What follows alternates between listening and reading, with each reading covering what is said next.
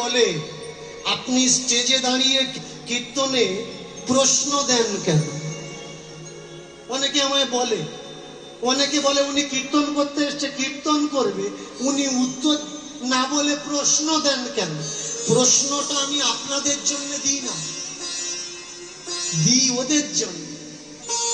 চাকরি ছেড়ে কীর্তন করছে, যদি জানার ক্ষমতা হয় জেনে নেবেন, বলে দিচ্ছি। উত্তরাখণ্ড রুদ্রপুর সিটি গাবাচক ভানু প্রতাপ গাবা কলেজের অধ্যাপক, চাকরি ছেড়ে দিয়েছি।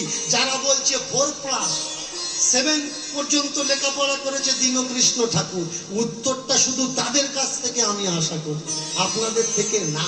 আর এদের কাছে যখন কোনো মানুষ জিজ্ঞাসা করে উত্তরের কথা, এরা বলে কীর্তনে আবার প্রশ্ন উত্তরের খেলা, তুই জানিস কিনা বল না।